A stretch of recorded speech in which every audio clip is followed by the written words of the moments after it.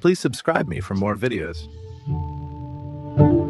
उच्च तकनीक का प्रदर्शन करने के लिए रेगिस्तान के मृत्यु देवता ने अपने कुत्ते के सिर वाले मुखौटे को उतार दिया, जो उसकी शक्ति और पहचान का प्रतीक था। उसके दोनों सहायक भी तुरंत पीछे पीछे आए और अपने असली रूप में नजर आने लगे। उनकी त्वचा काली और धातु जैसी थी, यहाँ तक कि हमेशा ऊंचाई पर बैठे रहने वाला फेरो राजा भी धीरे धीरे अपनी सच्ची शक्ल दिखाने लगा। लेकिन जब मुखौटा पूरी तरह हटा तो सब दंग रह गए। उसके नीचे किसी वृद्ध या देवता का चेहरा नहीं, बल्कि एक युवा लड़के का चेहरा था। वह कोई साधारण व्यक्ति नहीं था, वह मानव सभ्यता की उत्पत्ति का देवता था, जो हजारों वर्षों से जीवित था। किसी को यह नहीं पता था कि इस फेरो का असली रूप दरअसल एक दूर ग्रह से आया हुआ एलियन लुटेरा था। मृत्यु से बचने के लिए उसने अपनी आत्मा को मानव शरीरों में स्थानांतरित करना शुरू किया और इस तरह अमर जीवन प्राप्त कर लिया। उसे यह भी पता चला कि हालांकि इंसान का शरीर नाजुक और जल्दी नष्ट होने वाला है, लेकिन एक विशेष खनिज नखवाड़ा चलने वाले हीलिंग पॉट्स की मदद से वह शरीर को फिर से जीवित कर सकता है और हमेशा जवान रह सकता है। पर दुर्भाग्य से यह खनिज पृथ्वी पर मौजूद नहीं था, इसलिए उसने एक सितारों का द्वार स्टारगेट बनाया और प्राचीन मिस्र के दासों को दूर के ग्रह अबीडोस शुरू किया, जहाँ वे उसकी सेवा करते थे। वह खुद को सूर्य देव रासे कहता था और निर्दयता से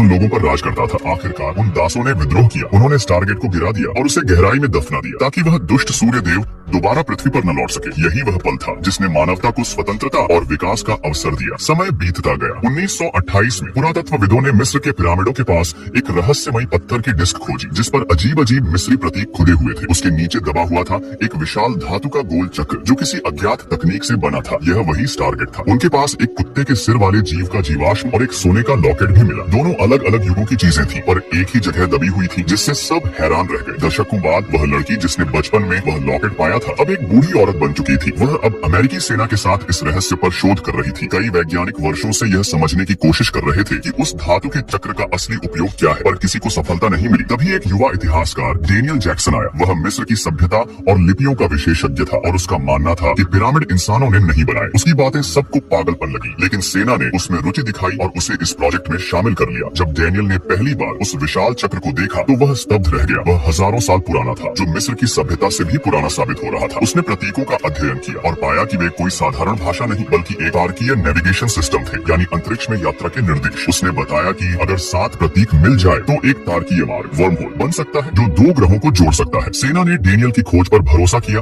और सभी कोऑर्डिनेट्स डाले। अचानक स्टारगेट जोर से गूंजने लगा। उसके बीच से पानी जैसी नीली ऊर्जा की लहरें फूटने लगी। कुछ ही पलों में वहाँ एक वर्महोल खुल गया, जो किसी दूसरे ग्रह से जुड़ रहा था। सेना ने एक रोबोटिक प्रोब अंदर भेजा। कुछ ही सेकंडों में वह लाखों प्रकाश वर्ष दूर पहुंच गया और फिर अचानक सिग्नल टूट गया। सेना डर गई कि कहीं दूसरी सभ्यता पृथ्वी का स्थान न जान ले। तभी डेनियल ने खुद आगे बढ़कर कहा वह स्वयं उस द्वार से गुजरेगा। सेना ने उसे अनुमति दी और उसके साथ कर्नल ओ'नील और एक सशस्त्र टीम भेजी। रवानगी से पहले बेस के प्रमुख ने डेनियल